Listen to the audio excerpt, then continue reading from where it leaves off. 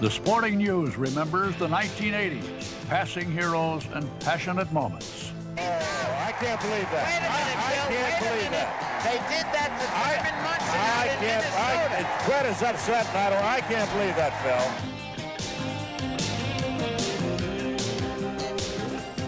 One of a kind and one play in a million. Little roller up along first. Behind the bag. It gets through Buckner. Here comes Knight, and the Mets win it.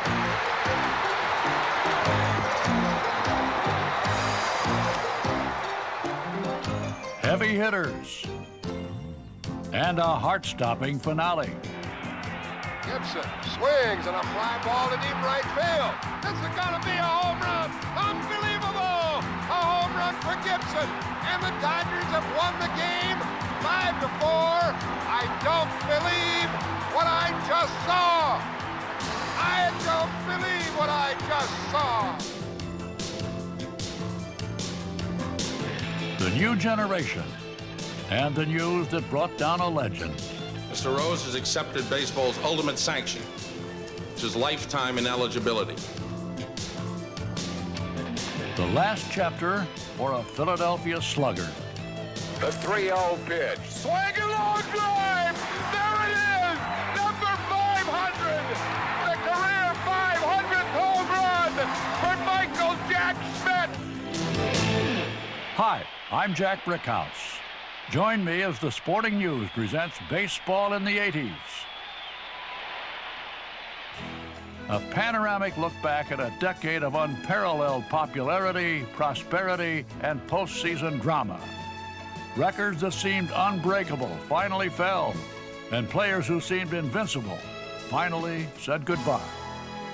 In some cases, baseball wasn't just about baseball anymore, not when it came to the decade's more compelling issues.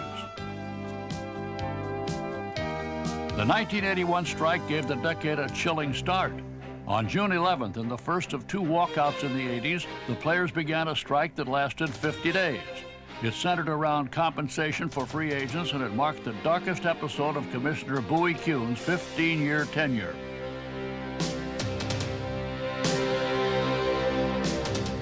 Finally, on July 31st, the deadlock broke.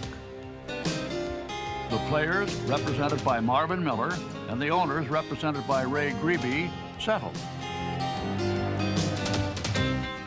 With the strike over, the season would now be split into two halves, and the winners of each half would meet in a separate series to decide the division. But the format produced an odd ending for some teams. Cincinnati won the most games in the league, but didn't win either half and missed out on a title. The Reds didn't get their reward in '81, but with salaries soaring, the players were getting theirs. In 1985, 36 players earned at least $1 million a year. And by the end of the decade, the $3 million player had arrived. Fresh from his success at the 1984 Olympics, Peter Ueberroth succeeded Bowie Kuhn as commissioner, bringing to the game his celebrated marketing expertise. If baseball was being marketed as never before, it was also more popular. Attendance reached all-time highs, and by the end of the decade, 5 teams would draw more than 3 million. And yet, as players were richer than ever, the owners were accused of trying to stop the very trend they had started. In 1987, several top-ranked free agents went unwanted. Tim Raines stayed at home until his own Expos took him back. Another issue facing Ueberroth was the reported drug use among players, some of whom ended up in jail or suspended from the game. There's an awful lot of youngsters, millions out there that idolize ball players. If we can be the first sport to eliminate drugs as a problem, it'll be a good example for youngsters and for society. It's a hard stand, but we have to take it. Ueberroth took a far more popular stand when he reinstated Mickey Mantle and Willie Mays. They'd been banned from working in the game because of associations with gambling casinos. While Ueberroth presided over a problematic period, His successor, Bart Giamatti, walked into a crisis, and 5 months into his tenure, he banned Pete Rose. One of the game's greatest players has engaged in a variety of acts which have stained the game, and he must now live with the consequences of those acts. By choosing not to come to a hearing before me, and by choosing not to proffer any testimony or evidence contrary to the evidence and information contained in the report of the special counsel to the commissioner, Mr. Rose has accepted baseball's ultimate sanction, which is lifetime ineligibility. The decision, agonizing for both men, had a final postscript 2 weeks later when Giamatti died of a heart attack.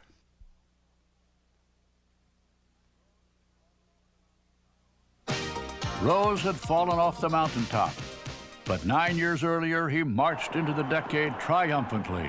His new team, the Phillies, won the World Series, and Rose was on his way to immortality.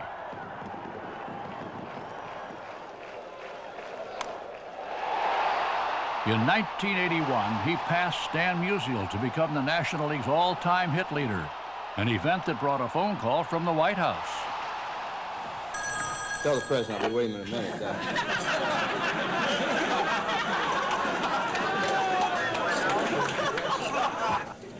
Hello, Mr. Rose? Yes, sir. Mr. President's on. Go ahead, please. Hello? Yes, sir. Hello, Mr. Rose. One moment, please. Hello? One moment, sir. Maybe the operators went on strike. Good thing there ain't a missile on the way.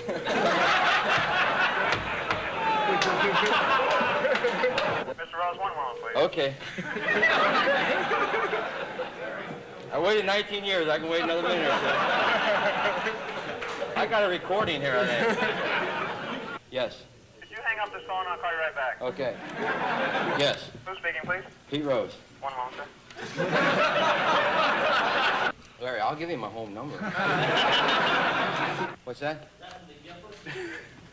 Just a moment, please. Hello? Hello.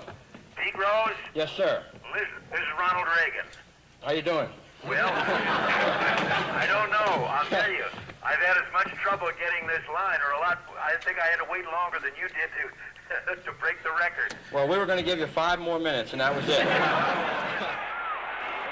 Life with the Phillies turned sweeter with another pennant in 1983. The next year, Rose moved on to the Expos and moved closer to Ty Cobb. Rose driving the ball to right field. Extra base hit. There it is. He's on his way to second. And Pete Rose takes another big step toward baseball immortality. Rose had now reached the 4,000 hit mark. Well, there it is. And the ball is being presented to Pete. Later that summer, Rose went to the Reds as player-manager. He was the old Pete all over again. Base hit! Pete Rose has a base hit! Freitas will score! The ball by Dernier. Rose is racing around second. Rose digging for third. There's that head-first slide, and this crowd goes bananas! First time up back in the red uniform. Rips it in for an RBI. Hustle is back right here at Riverfront. Rose's quest for Cobb picked up steam during that season, and next, on September 8, 1985, he tied Cobb, and 3 days later passed him. In a worldwide television audience watching these moments tonight here at Riverfront Stadium. 2-1 pitch from Shaw into left center. There it is. Rose has eclipsed Cobb. That's number 4,192. Pete Rose landed on top of the mountain, the most prolific hitter in baseball history. And yet, there may never be a Pete Rose plaque in the Hall of Fame. Though Rose led the way, other hitters turned in outstanding accomplishments throughout the decade. Before Rod Carew ended his career in 1985, he became one of only 16 players to reach 3,000 hits, and the only one to do it this decade. There's a drive to left field, base hit. There's number 3,000 for Carew. In 1980, George Brett captivated the game with a sensational bid to become the first 400 hitter since Ted Williams. In a remarkable surge after the All-Star break, Brett hit in 30 straight games, bringing his average just above 400. And on the last day of August, he took it even higher. And there he goes, another base hit. Brett now hitting .407, going 2 for 3 this afternoon. It was a year where everything went right for me. The one thing I remember was how the whole country, all the baseball fans throughout the league were pulling for me. If we were in California and we're playing the Angels and the game was close, people still cheered for me when I came up to bat because they wanted to see me get a hit and enhance my chances of hitting 400. I didn't do it. I felt like I let a lot of people down, but it was a lot of fun. Brett wound up at 390, 5 hits from 400. Wade Boggs hasn't hit that high, but he dominated the decade with a .352 average and 5 batting titles. And in 1989, he extended his own record streak when he collected 200 hits for the 7th consecutive time. Standing ovation from the fans here at Fenway Park as Wade Boggs gets his 200th hit, and the Fenway faithful are showing their appreciation. Choicest numbers 2 for the batting wizard of the National League, Tony Gwynn. Since 1984, he's had more hits than any other major leaguer except Boggs. He marked the decade with 4 batting titles, 3 of them in a row. There's another typical Tony Gwynn base hit. Whenever you hear Tony Gwynn, the first thing you hear is hitting. And I just want to be remembered as a complete ball player, that's all. He did all this himself by hard work, dedication to his game. He made himself the player he is, and all the honors that come by Tony Gwynn, he deserves them. In 1984, the hitting race in the American League boiled down to 2 teammates. Dave Winfield went into the last day of the season 2 percentage points ahead of Yankee teammate Don Mattingly. But Mattingly got 4 hits and ended up at .343. In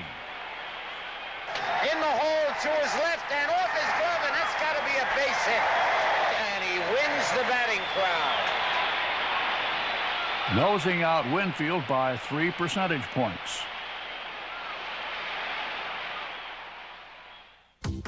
Bob Horner's hitting stroke was in rare form on July 6, 1986. At home in Atlanta, he doused Expo pitchers with a shower of power that produced a record-tying 4 home runs. Reardon delivers. There's a fly ball, deep left center field. Right looking up. He did it! Bob Horner has become the 11th player in baseball history to hit 4 homers in one game. Home run power reached an all-time high in 1987. The ball was jumping out of ballparks as never before, and hitters of all sizes were getting into the swing. Home run, Rafael Santana. Well, not only is he hitting the ball with more authority, I guess you have to file that away in the rabbit ball category as well. The numbers were astounding. 28 players hit at least 30 home runs. The 2 top sluggers hit 49. American League Rookie of the Year Mark McGwire and National League Most Valuable Player Andre Dawson.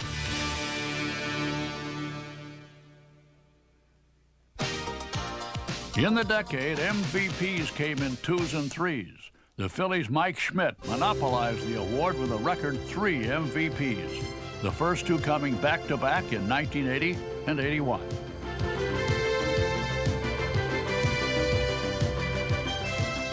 Dale Murphy followed with consecutive honors.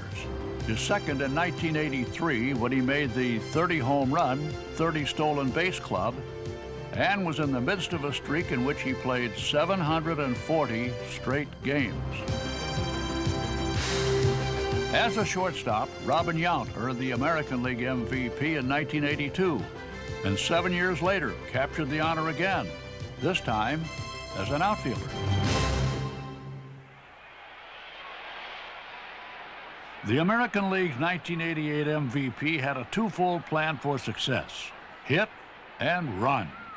And yet, as Jose Canseco headed for the 40-40 club, he was the last to know he'd be the first to do it.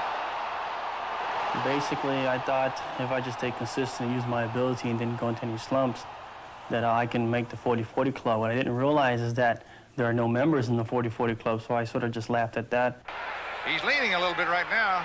He's running. There's the throw. Number 40.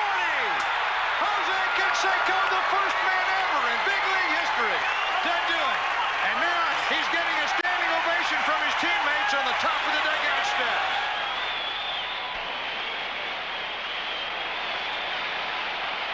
Base stealing records of all kinds fell by the wayside during the decade. The man most responsible was Rickey Henderson. Starting and ending the decade with Oakland, Henderson ran in the league all by himself, out-stealing every other major leaguer and 3 times stealing 100 or more bases. His most famous steal came in Milwaukee in 1982, when he broke Lou Brock's single-season record of 118. Getting a good size lead. He's running. A pitch out. The throw to second. He is safe at second. He's stolen 119. Rickey Henderson steals on a pitch out. Henderson closed out the decade with 871 steals, 68 away from passing Lou Brock for the all-time record. In short order, Vince Coleman has become one tall threat. In his first 3 seasons, he stole 100 or more bases and got to 400 quicker than anyone else in history. I have the egotistical attitude that once I give him the opportunity to reach base, then that's a reward for me to steal a base. All my life I've been a base stealer, all through college, all through since I've been in minor leagues, and now I'm in the major leagues, so I have no fear. And there's no predictable numbers how many bases I can steal. From men of steel to men of iron, few players in history have matched the longevity of Steve Garvey. With the Dodgers in 1975, Garvey began a record streak in which he played every single game. The streak was still intact 8 years later in 1983 when he went to the Padres, and that April brought it to 1,018 consecutive games, breaking the National League mark held by Billy Williams. But in July of that season, Garvey collided on this play and dislocated his finger, ending the streak at 1,207 games. With even more iron in his blood, Baltimore's Cal Ripken Jr. hasn't missed a game since May of 1982. In extending his streak to 1,250 consecutive games, Ripken passed Garvey and moved into 3rd on the all-time list, behind Everett Scott and Lou Gehrig. Well, I think part of my success is that I don't think about what I've done. I really just approach it one day at a time. That's probably the most overused statement in sports. You know, the game's accumulated just because I've gone out and taken it one day at a time. If you were out there just playing for a streak, you might not take the same precautions. You might not go about your job the same way. So I'm forced to go about it the same way and just try to play it one day at a time. We now turn to some of the decade's most unusual events. Who could forget that famous day in here when George Brett stepped to the plate at Yankee Stadium in the 9th inning with the Royals down by a run?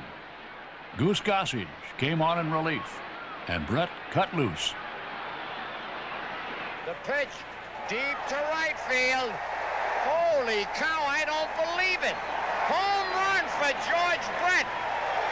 I don't believe it.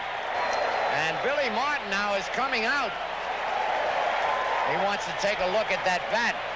I get back to the dugout and everybody's shaking my hand, and I'm sitting in the dugout and someone says they're checking your bat, and I go, what are they checking it for? I don't have to cork my bat. I said, if they call me out, I'm going to kill somebody. Oh, I can't believe that. Wait a minute, I Bill. can't believe that. They did that to Thurman Munson out in Minnesota. Brett is upset, and I can't believe that, Phil. The umpires ruled that Brett had too much pine tar on his bat, and the home run was taken away. The inning was over, and the Yankees won. But the umps were overruled, and 3 weeks later, 1,200 fans showed up at Yankee Stadium for the completion of the game. Brett's homer made the score 5-4, but the Yankees appealed that Brett had not touched all the bases. Yes, he did, said the umps, who presented Billy Martin with a signed statement from the original umpires to prove it.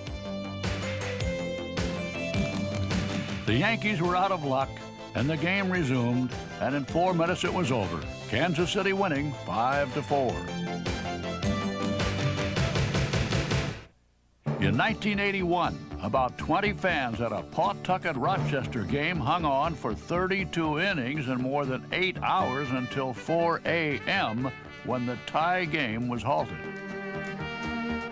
2 months later, the longest game in professional history was completed in a swirl of commotion. The totals, 33 innings, more than 800 pitches, and the score, Pawtucket 3, Rochester 2. In 1987, Paul Molitor chalked up the longest hitting streak of the decade, 39 consecutive games, and the longest since Pete Rose. The pitch to Molly. A swing and a base hit to right. 39 straight for Molitor. Frank Robinson's Orioles endured a painfully embarrassing streak when they started the 1988 season with 21 consecutive losses. No team in the American League has ever lost more consecutively than the Baltimore Orioles.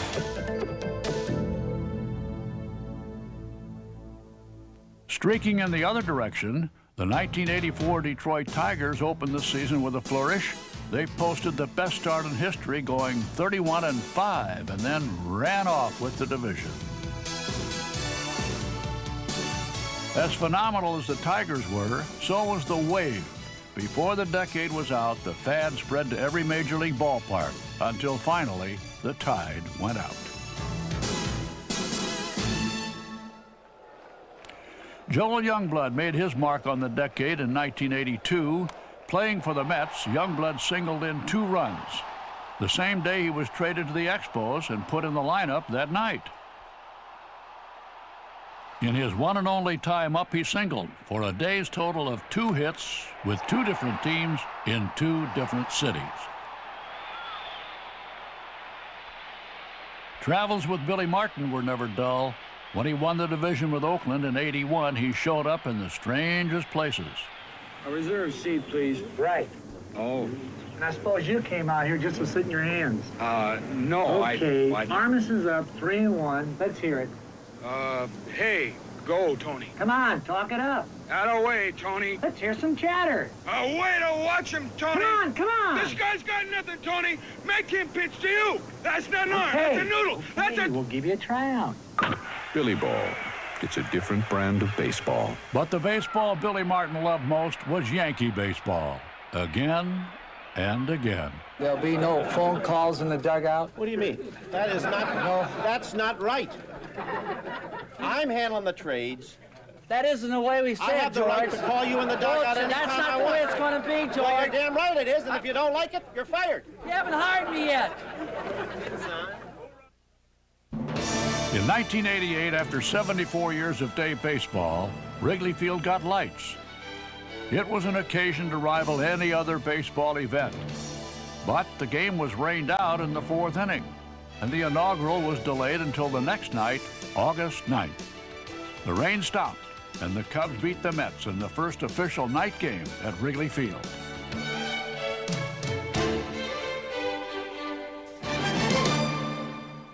From starry nights at Wrigley Field to the decade's memorable All-Star games. On August 9, 1981, with the strike over, Cleveland's Municipal Stadium welcomed back baseball with the All-Star game. Before a record crowd of 72,000, the biggest explosion came from Gary Carter. He faces Gary Carter. First pitch straight away center field. Winfield going back, near the wall, back, leaps, can't get it. Gary Carter has his 2nd home run of the night. Carter's legs may have been rusty, but his 2 homers led the National League to its 10th consecutive win. At Comiskey Park in 1983, the All-Star Game's 50th anniversary was a slugfest that featured a first from California's Fred Lynn. And he drives it to deep right, way back, and there it is, the first grand slam in All-Star history. 13-3 winners, the American League won for the first time in 12 years. A year later at Candlestick Park, power gave way to pitching. Fernando Valenzuela combined with Dwight Gooden on a history-making feat. Valenzuela struck out 3 straight American leaguers and then passed the torch to the youngest All-Star ever, 19-year-old Gooden. Doc matched the feat, fanning 3 American leaguers of his own for a combined total of 6 consecutive strikeouts.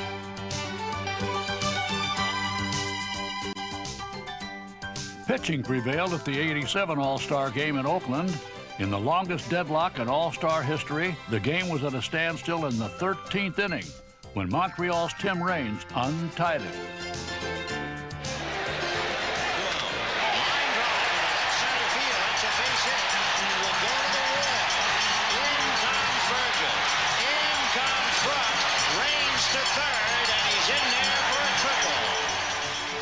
And in extra innings, the National League made it 8 straight. In Anaheim, for the last All-Star Game of the decade, fans saw the American League end a 30-year drought by chalking up a second straight win. Most brilliant star of all was Bo Jackson, who knows a thing or two about baseball. He's remarkable, and look at that one. Bo Jackson says hello.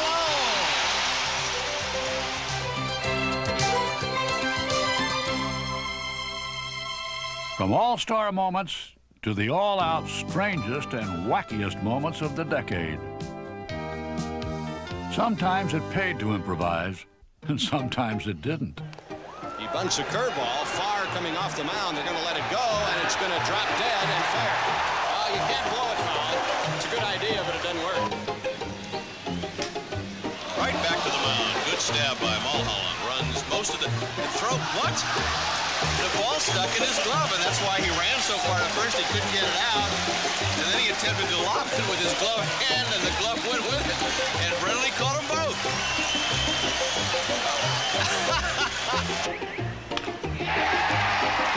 Base hit right field, but they're going to have to hold Jelks at third. Oh, and now the ball gets away from O'Neill. He kicks it to Benzinger. No, I do not believe it. This is the all-timer, Tommy. The absolute all-timer. He kicked the ball to Todd Benzinger. Another breaking ball, skied to left. And this ball is going to, it hit a bird. You believe that?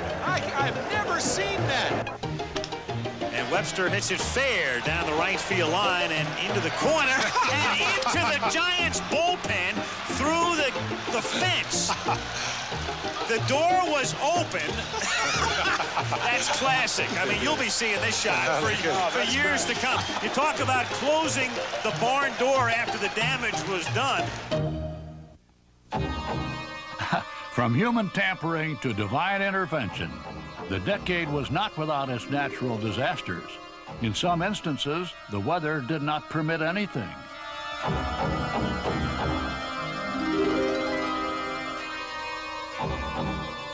And we've got a flood. Center field, we've got a geyser. Or as they said in the movie Bull Durham, we got ourselves a natural disaster. Wow. It's like a mini tornado out there. Well, you never know what you're going to see.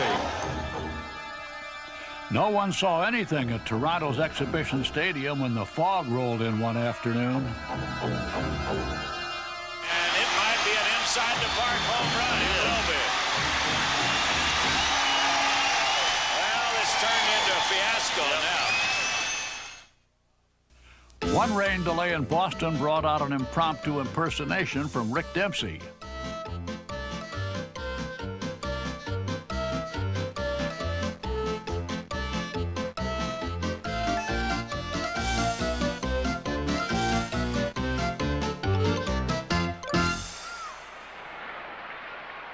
With all kinds of guest celebrities taking a turn in the broadcast booth, you were never quite sure what you were going to hear.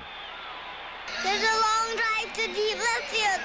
He has a chance. Ursula get the ball, and he makes a spectacular catch. I'm here today to turn this around, and I think with the help of the overrated and not such a big deal after all, Montreal Expos, the Cubs will triumph today. A beautiful day here at the true Wrigley Building at the corner of Clark and Addison. Starting for the Expos in left field, Casey Kendall. He's no good. In right field is Mitch Webster. He's no good. At first is Andre, how would you folks at home say that name? Andre Galarraga. You must feel at home the team is the Reds here. Every team in Soviet Union is Reds. Leningrad Reds, Moscow Reds, Kiev Reds, all same team. It's nice, man, just came home. You know, in Soviet Union, you can't steal home, you occupy home. You occupy home. Very much, I agree. You don't own it, right? No, never. Everyone owns home. That's right. And you occupy and a different the umpires, you never say, you know, safe out. What do you say? No one is safe. No right? one's safe. No, as long as they have weapons. You know, that's they're true. safe. You need a visa to be out, right? Very much, yes. You must negotiate for that out. You know, to get out, you can't. You're not out. You must get out. Get out. Oh! Yes! Jesus! Oh! America! Oh! We're the country, America! Oh! Okay! One of the most embarrassing moments of the decade belongs to Toronto's Lloyd Moseby. There goes Moseby. Picked a good pitch to go on. Terrible throw. Moseby doesn't know where the throw is. He's going back to first base. Is he going to steal first? He steals first. Now he's going to steal second again. I've never seen it before.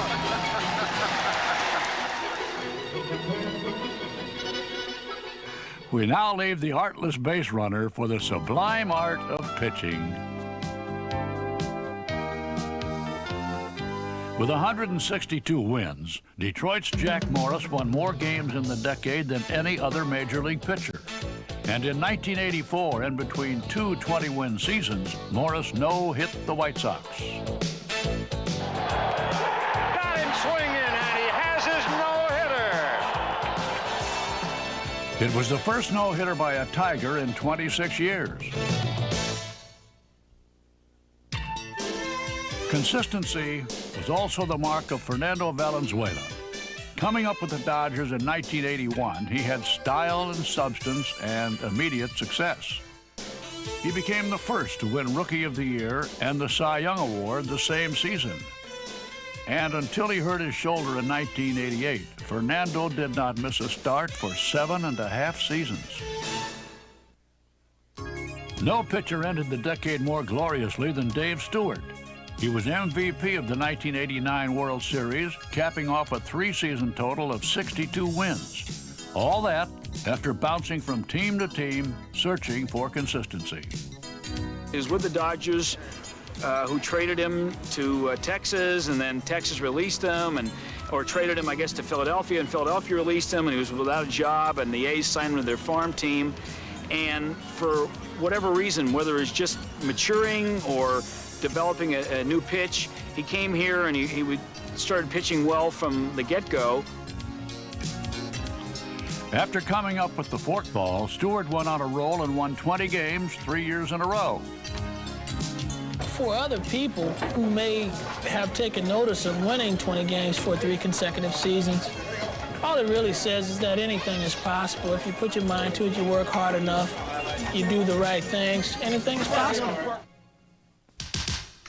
Everything it seemed was possible for Jim Abbott. He was born without most of his right arm, but it didn't keep him from making the majors. The first one-armed major leaguer since Pete Gray played outfield in 1945. Jimmy has shown everybody and proven to everybody that he is a major league caliber pitcher. He knows what he's doing on the mound. He knows how to set people up. He knows how to strike people out. Amazingly enough, Abbott jumped to the majors straight from college. And despite constant distractions his rookie year, he won a respectable 12 games. Orel Hershiser gained all new respect with his 1988 record-setting feat. At San Diego's Jack Murphy Stadium in September, Hershiser broke Don Drysdale's unbreakable scoreless inning record. Once I got into the 5th or 6th inning in San Diego, the the momentum and the atmosphere and the enthusiasm of the crowd really started to build. It came to the point like there was a no-hitter being pitched and nobody wanted to leave their seat to go get a hot dog or, you know, something to drink. And so I just wanted to get to that point in the game. I thought that would be really exciting. And then to break it was unbelievable.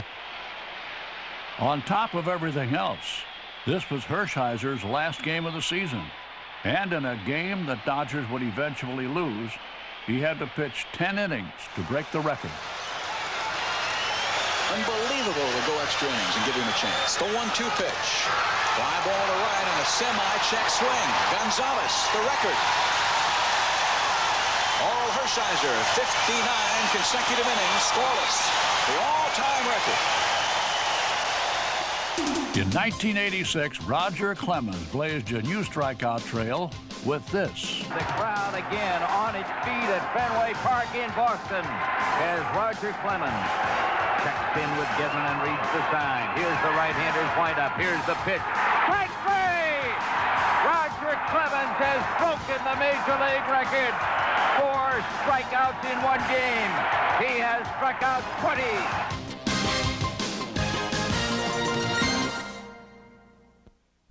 The decade also had its moments of pitching perfection.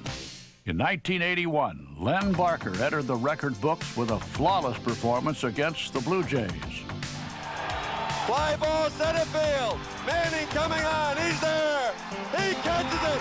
Len Barker has pitched the no-hitter. A perfect game for Len Barker. He has made baseball history here tonight. Well, I had good control of everything. I was throwing mainly fastballs and curveballs and threw a lot of curveballs. And after a while, they were swinging at everything. Mike Witt was perfect on the last day of the 1984 season. Bouncing ball to second. He's going to do it. A perfect game for Mike Witt.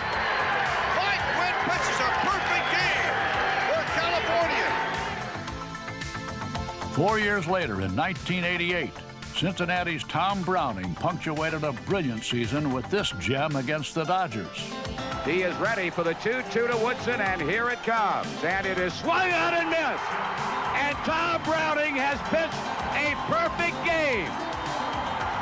27 outs in a row, and he is being mobbed by his teammates on this Friday night, September the 16th, 1988.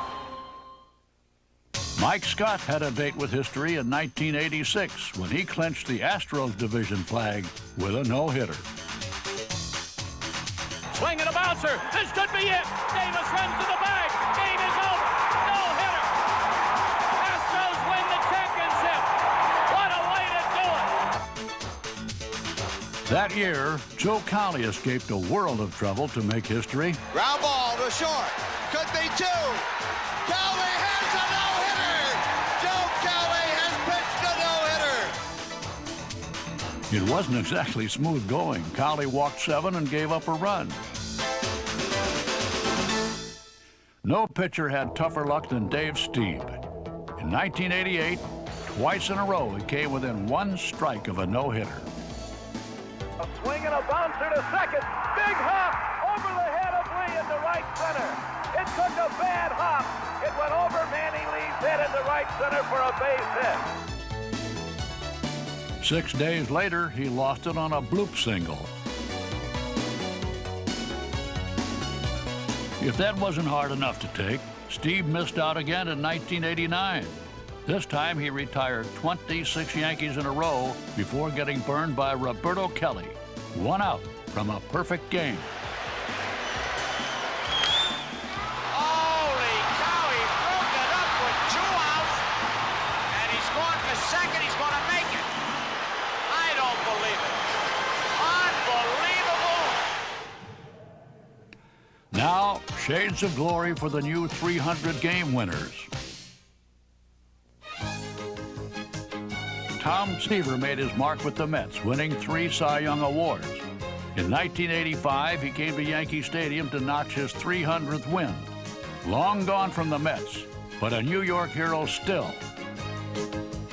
And it's a high fly ball. It should be playable. Nichols is moving over. Nichols is there. The ball game is over. Seaver has won 300. He has become the 17th man in the history history of baseball to win 300 games. In 1986, 21 years and 6 teams after Don Sutton broke in with the Dodgers, he won number 300.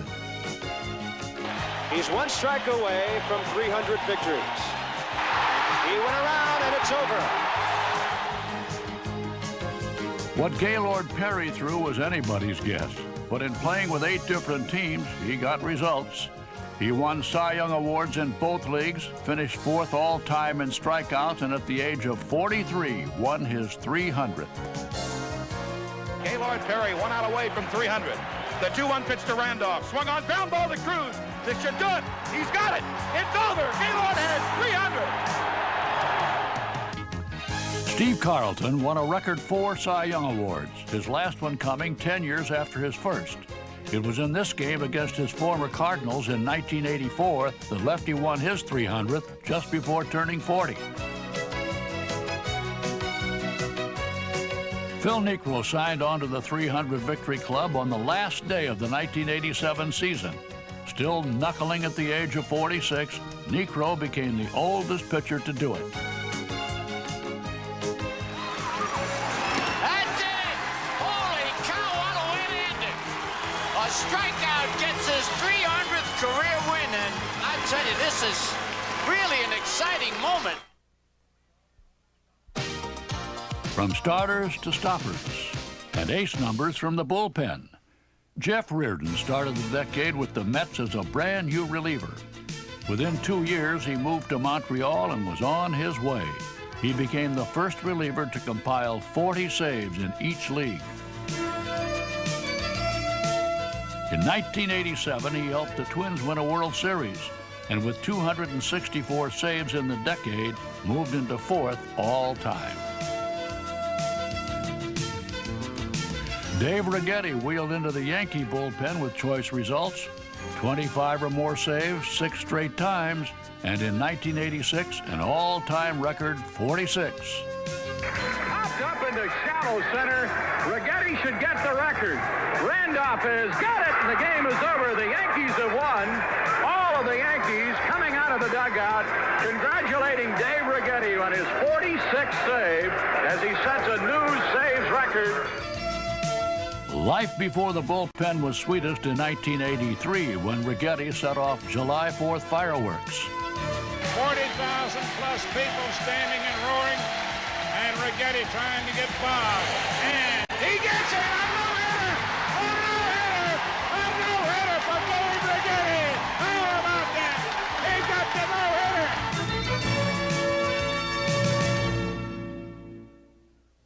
No pitcher has thrown more no-hitters than Nolan Ryan.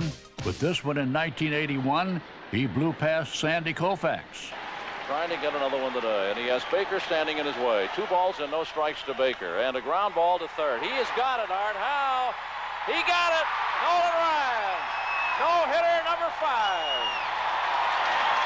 The first man ever to pitch 5 career no-hitters. 4 years later, Ryan became baseball's all-time strikeout king when he reached number 4,000.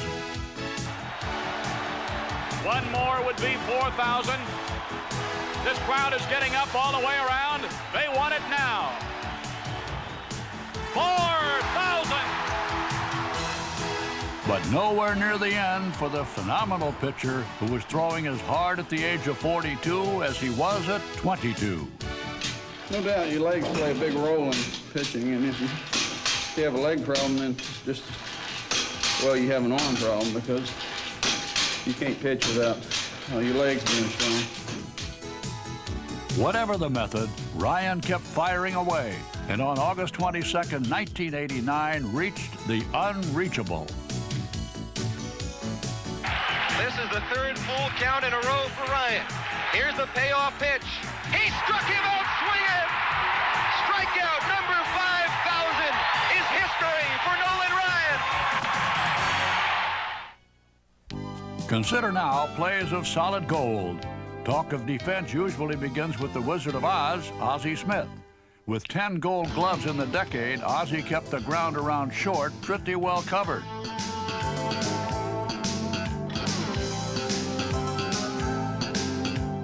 Starting in the land of Oz, we present outstanding plays of the 80s.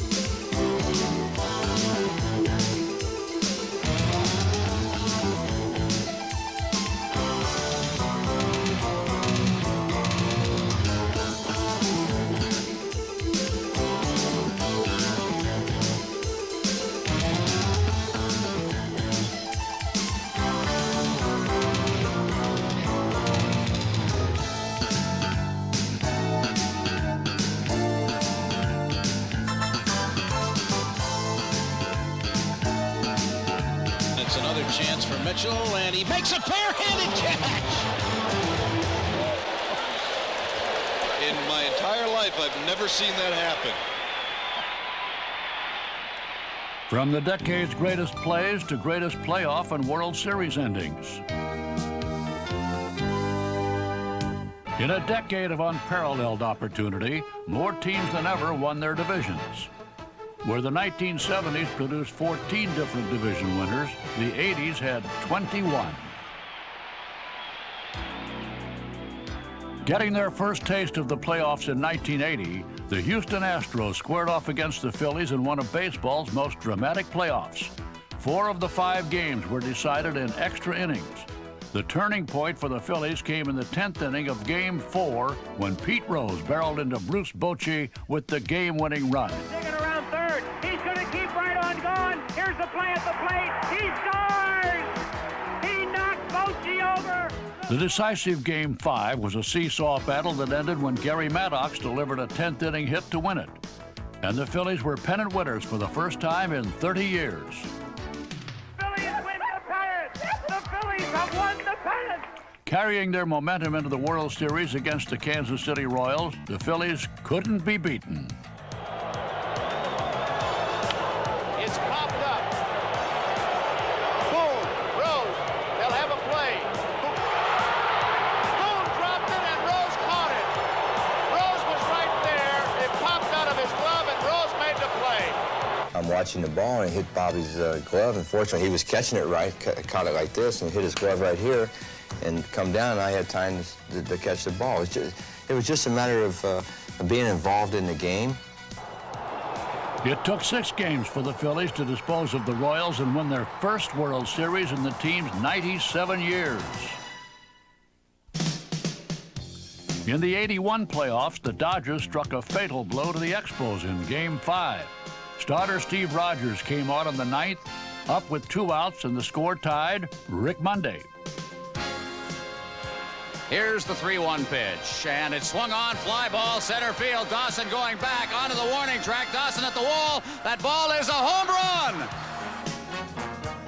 The Dodgers came back in the playoffs and came back again to beat the Yankees in the World Series. The 82 series matched Milwaukee power against Cardinal speed and defense. Rookie Willie McGee had the speed, the defense, and a fair measure of unexpected power. He hit only 4 homers in the regular season, but smacked 2 in the series. St. Louis out-hit and out-pitched Milwaukee, and in Game 7, Bruce Sutter wrapped up the Cardinals' first World Championship in 15 years.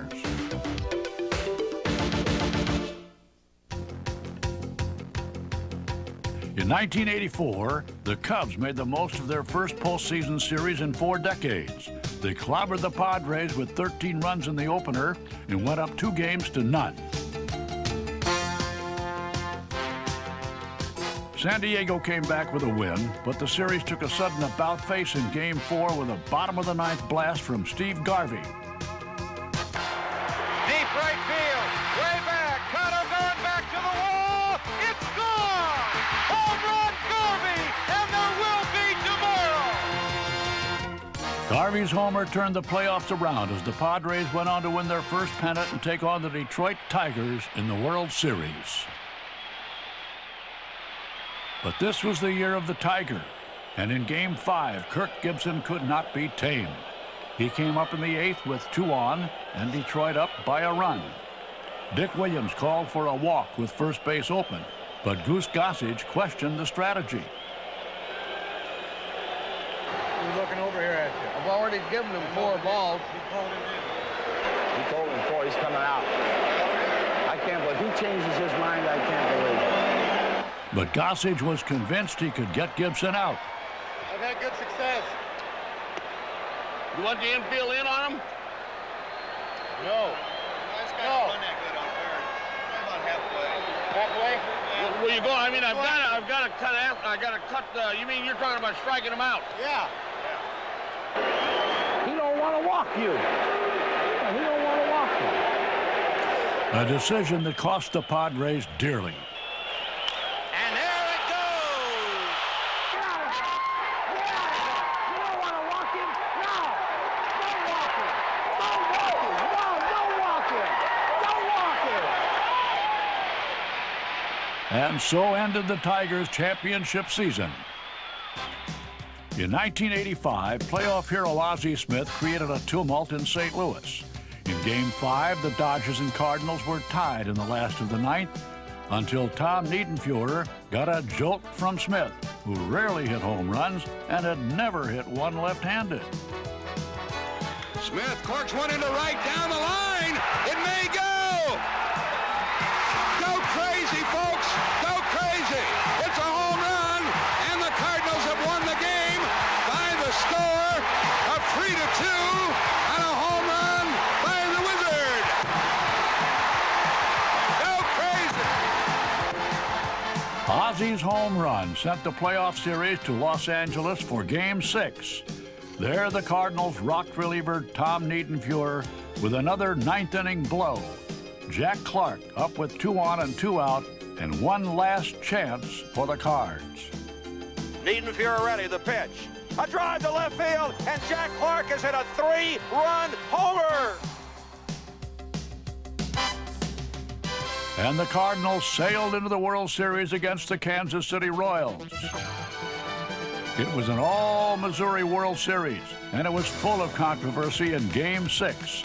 In the bottom of the 9th, St. Louis was up 1-0 when Royals manager Dick Hauser sent a pinch hitter, George Orton.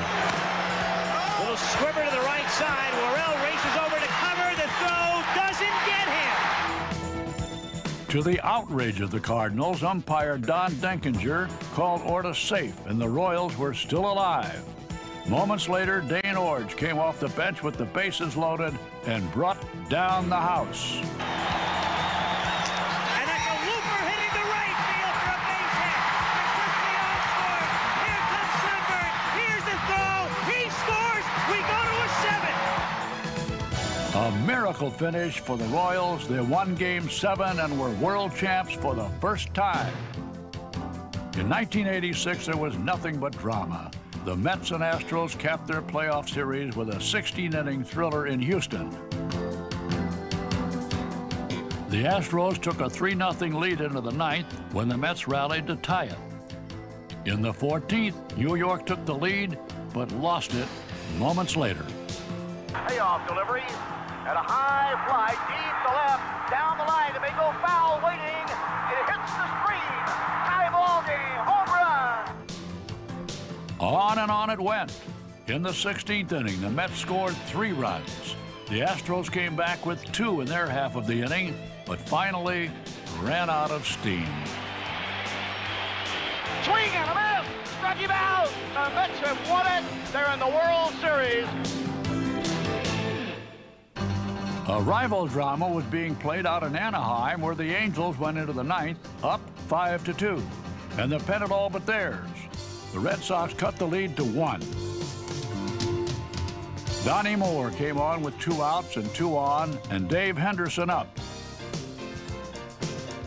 The count went to 2-2, and then 1 strike away from elimination. Pitch. There's a fly ball to left field. Downing is going back. It's gone!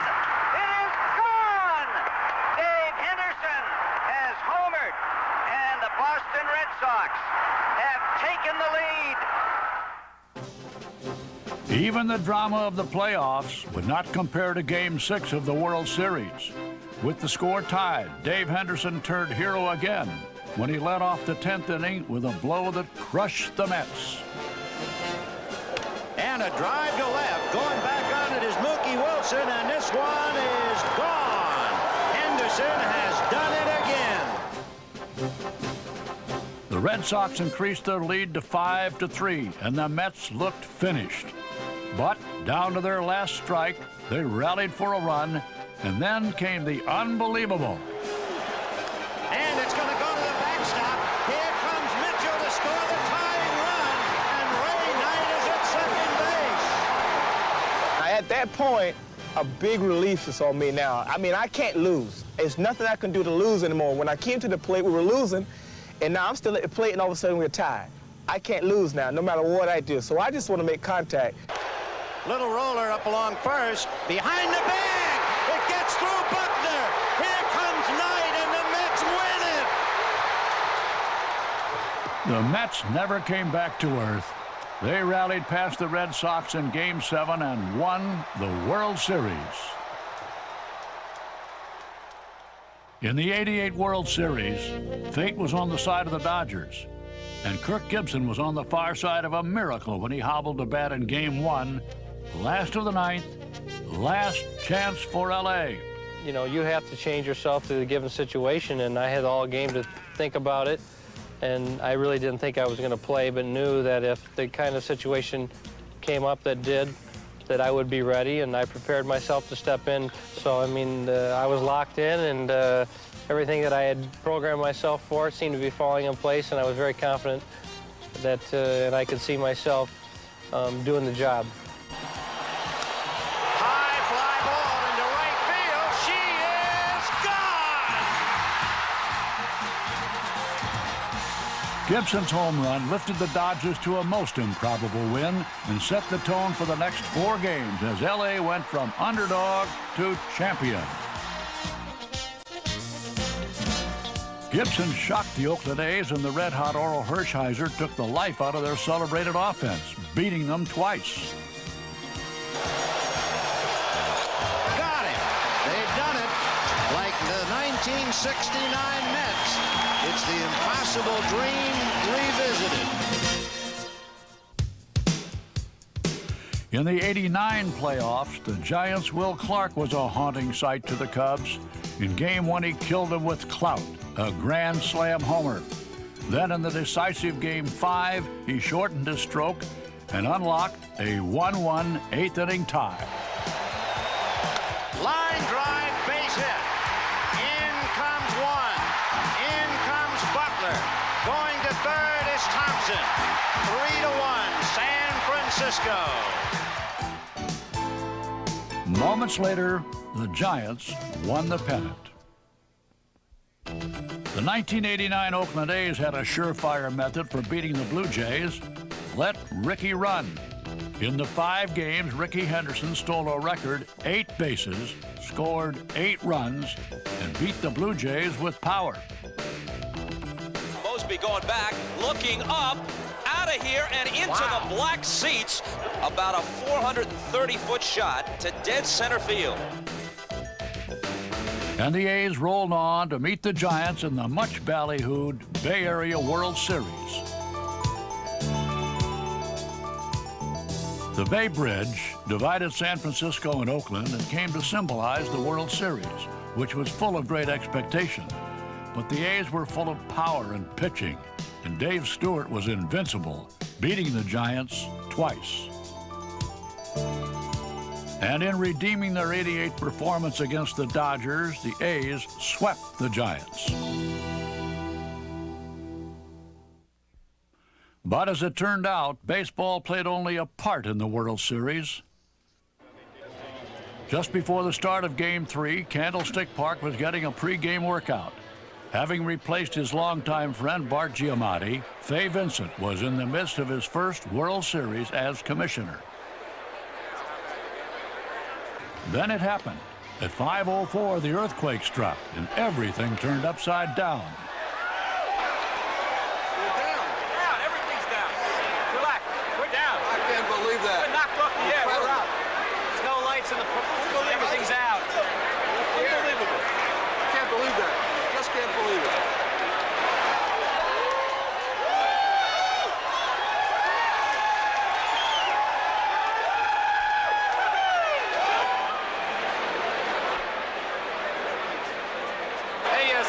to shake us up.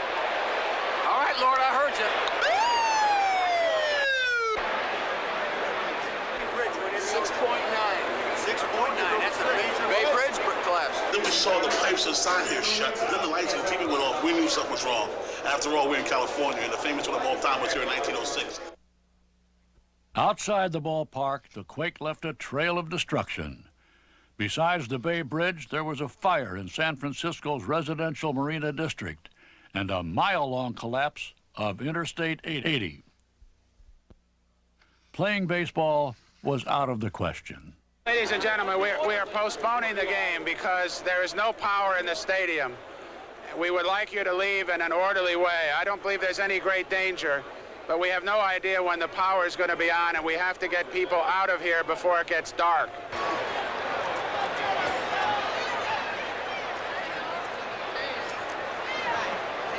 Oh, that was about the big shake. The cement floor the went big up shake and of the down. quake. Yeah, the cement floor went, the lights went. Lights swayed. Woo!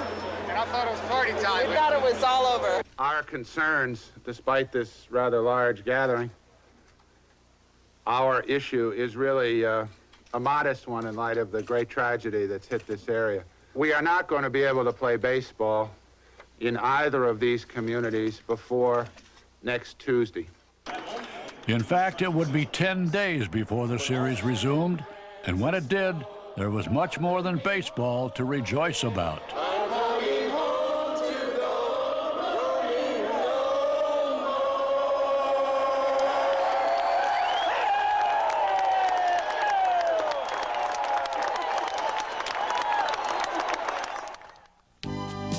Now, a salute to the Sporting News Player of the Decade. Mike Schmidt hit more home runs in the 1980s than any other major leaguer. He greeted the decade with his first MVP. When it counted most, Schmidt delivered. When the 1980 season came down to a final series in Montreal, the Phillies had to win 2. With homers in the first 2 games, Schmidt saw to it that they did. Long drive to left field. He buried it. He buried it way back. Out of here. Home run. Mike Schmidt puts the Phillies up 6-4. Oh, what a drive by Schmidt. Unbelievable. He hit that thing deep to the seats in left field. Mike clasps his hands. He shakes hands with all of them. The Phillies carried their momentum through the playoffs, and in beating the Kansas City Royals for the World Championship, got an MVP performance from Schmidt. I just did a lot of little things. I was involved in everything. Starting a rally, finishing a rally off, scoring a winning run, making a good play, hitting in every game safely. There was some question as to whether or not I had the best World Series, but I was given the prize of MVP. That was a great honor.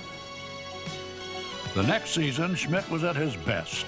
Despite a strike-shortened 102 games, he collected 31 homers and 91 RBIs and won his second straight MVP.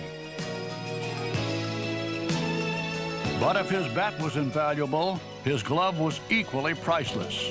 Earning 6 Gold Gloves in the decade, Schmidt brought his career total to 10, an achievement unmatched by any other National League third baseman. If there was any fun on the field, for me, it was the great play defensively, making the great play and talking about it the next day. And the home run to me was always all right, let's get around the bases and get back in the dugout. We don't want to show anybody up. But making a great play, at least, you know, even times I could sense that the other dugout was, you know, was going, that was a good one. In 1985, Schmidt struggled in the first half, and for the first time in 7 years, he did not make the All-Star team. But one at-bat against the Mets cured the slump. Dwight Gooden was the pitcher. I told myself that I'm going to take my bat, hold it high in the strike zone, and I'm going to swing down. I'm going to actually try to hit the ball on the ground in front of home plate. And he threw me a fastball out over the plate, and I went boom, like that, and tried to just pow, bring it back down on the ground, and I hit it off the scoreboard in right center. Now that swing was good enough for me. I stayed with that approach and changed from a low fastball hitter to a high fastball hitter in one at-bat. I took that second half, that approach to hitting, right on into the 1986 season and won my third MVP award. And, as always, the home runs kept on coming. With 37 that season, Schmidt was drawing even closer to 500, a milestone reached by only 13 others. It finally came on April 18, 1987, in Pittsburgh, and it was much more than anyone expected, as it brought the Phillies a ninth-inning victory. I couldn't think of a better script for this thing, but darn it if that isn't the worst thing that can happen to you as a baseball player when everything is just right. Those moments come so few and far between. The 3-0 pitch. Swing and long drive. There it is. Number 500. The career 500th home run for Michael Jack Schmidt. I knew as soon as I hit it, it was a home run. And that allowed me to react emotionally. I didn't plan that. It was not choreographed. But I was so happy because the hit created the possibility of being a game winner, a 3-run game-winning home run in the ninth inning. Though Schmidt brought his home run total to 548, he was slowing up. At the age of 39, there was no quick cure this time and no other choice for a Hall of Famer who did not want to play part-time. I had a couple of plays defensively that helped to trigger this thing. I wasn't doing too well offensively. Our team was losing. They had to play me because I was me, but I wasn't performing well. But they had to play me because I was me, and I was hitting 549 and 550 and da-da-da-da-da, and that was a big focus on our team. And I just decided to relieve that burden of trying to be Mike Schmidt. I feel like I could easily ask the Phillies to make me a part-time player and hang around for a couple of years to add to my statistical totals. However, my respect for the game, my teammates, and the fans won't allow me to do that. For these reasons, I've decided to retire as an active player. Michael Jack Schmidt, the greatest home run hitting third baseman of all time. While a great player made his exit, a host of bright young stars made their rise in the decade. Ken Griffey Jr. joined his father in the major league ranks as he took his place alongside other stars of the 80s. Eric Davis, Brett Saberhagen, Kirby Puckett, Tim Raines, Dwight Gooden, and George Bell. But as the decade brought new stars, it parted company with the heroes just past. Thanks for the memories, fellas. This is Jack Brickhouse. McCovey with a double and a run batted in. Here's Stargell of 262. Hits a drive into right center field. It is extremely deep, and you may have some chicken on a hill with Will. The greatest ability in the world, but I got the most out of it. There it is. Cruz going back, and it's gone. And Gaylord Perry becomes the 15th man in baseball history to win 300 games. Home run, Joe Morgan.